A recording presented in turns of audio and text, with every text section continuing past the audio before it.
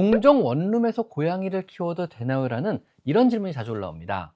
원룸이나 오피스텔에서도 고양이를 키워도 정말 괜찮은 걸까요? 자, 결론부터 말하자면요, 조건만 지키면 충분히 가능하다입니다. 그냥 방 하나만 보고 데려오면 절대 안 됩니다. 고양이는요, 공간의 넓이보다는요, 수직적인 구조나 안전, 그리고 스트레스 관리를 얼마나 잘해줬냐가 더욱더 중요합니다. 자, 저는 수의사 윤쌤이고요. 오늘은요, 원룸이나 오피스텔에서 고양이를 키울 때 최소 환경 기준과 꼭 해줘야 할 것들, 그리고 하면 안 되는 것들에 대한 얘기를 한번 해보도록 하겠습니다.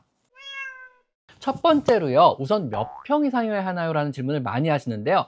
딱 잘라 정해진 기준은 당연히 없습니다. 대신 공간이 좁다면은요, 이 세 가지를 확인하셔야 하는데요. 우선 수직적인 공간이 충분히 확보되는지를 먼저 확인해야 합니다. 고양이는 수평적인 넓이보다는요, 위아래로 오르내릴 수 있는 수직 공간이 훨씬 더 중요합니다. 캣타워, 캣폴, 선반, 책장 위 같은 데를 활용해서 최소 2, 3단 이상 올라갈 수 있게 만들어 주시면은요, 좁은 방도 고양이는 훨씬 넓게 느끼게 됩니다. 즉, 고양이가 있을 공간을 많이 만들어 주는 겁니다. 두 번째로요, 숨을 곳이나 혼자 있을 공간을 확보하셔야 합니다. 원룸이나 오피스텔은요, 구조상 모든 게 다 오픈되어 있어서 공간도 좁은데 고양이가 숨을 구석마저 없다면요, 굉장히 불안해할 수도 있습니다. 박스, 숨숨집, 침대 및 커튼 뒤처럼 나만의 동굴이 몇 군데는 있어야 고양이가 안정적으로 생활할 수가 있습니다. 특히 사람 손이 잘 안 닿는 조용하고 높은 자리 하나는 꼭 만들어 주셔야 합니다. 세 번째로요, 햇빛, 공기, 온도를 확인하셔야 합니다.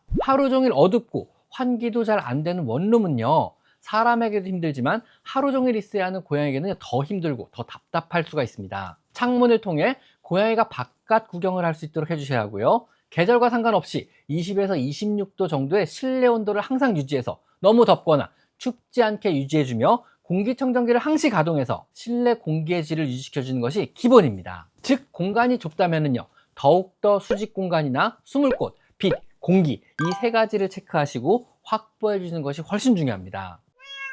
그럼 구체적으로 원룸과 같이 공간이 좁다면요, 고양이를 위해 꼭 필요한 최소 환경 세팅에는 어떤 것들이 있을까요? 우선 화장실 세팅이 중요한데요. 기본 2개의 화장실은 필요하지만 원룸에서는요, 공간상 어려우니까 최소 1개만 설치하되 되도록 큰 것을 설치해 주시고요. 대신 자주 청소하며 모래를 늘 깨끗하게 유지시키도록 해야 합니다. 화장실의 위치는요, 침대 바로 옆 말고 고양이가 조용히 볼일을 볼 수 있는 구석에 두되 너무 좁은 틈에 끼워 넣지 말고 드나들기 편한 장소에 놓아주시면 더욱 좋습니다. 다음은 수직 공간과 창 밖을 볼 수 있는 자리를 세팅해야 하는데요. 창가는요, 집에 더 오래 있는 고양이에게 양보하셔야만 합니다. 창가에 캣타워나 캣폴 하나는 반드시 두셔야 하고요. 만약 창가로 접근이 여의치 않다면요, 튼튼한 선반이나 창가에 해먹을 설치해서 고양이가 밖을 편안히 볼 수 있도록 설치는 해주셔야 합니다. 창밖 구경은요, 고양이에게 넷플릭스입니다. 새나 사람, 나무의 움직임만 봐도 고양이는요, 하루를 훨씬 덜 지루하게 보낼 수 있습니다. 그 후 실내 공간의 안전에 대한 점검을 하셔야 합니다. 원룸은요, 일반 주택에 비해 좁기 때문에 전선, 콘센트, 비닐, 약, 음식이 다 한 공간에 모여있기 때문에 사고의 위험성이 상대적으로 좀 높은 편에 들어갑니다. 전선을 정리하고 식물은 같이 키워서는 안 됩니다. 디퓨저, 냄새가 강한 방향제 등은 절대 사용해서는 안 되고요. 깨지기 쉬운 것들은요, 떨어지지 않게 치워두는 것만으로도 사고를 많이 줄일 수가 있습니다.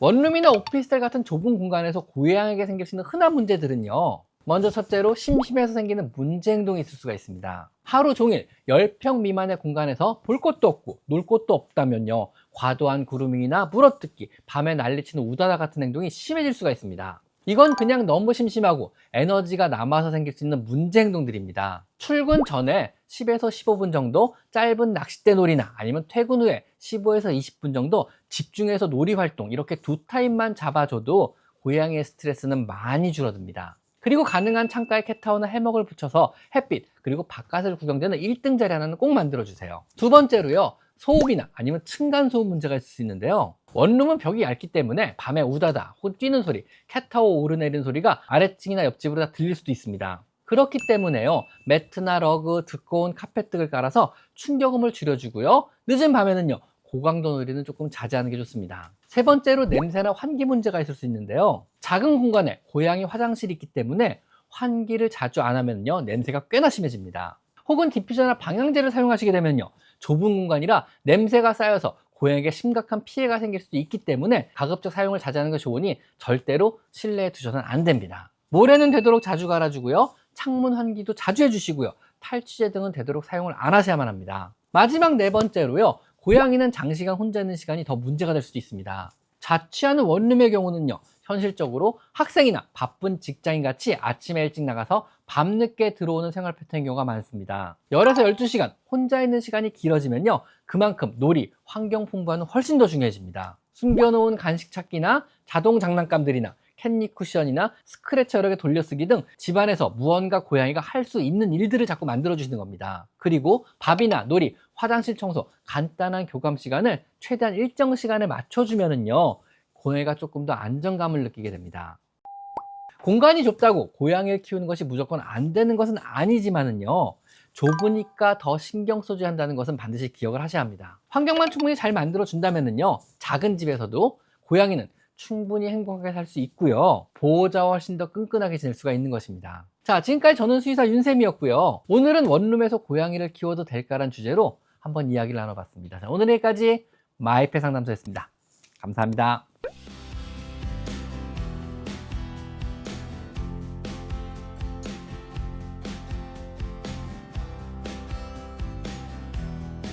제 채널에서 이곳 스토어를 클릭하시면 제가 추천하는 여러 고양이 용품들을 구입할 수 있습니다. 제가 엄선한 믿을 수 있는 사료와 간식 그리고 용품을 모아놓았으니 참고하시면 많은 도움이 될 것입니다.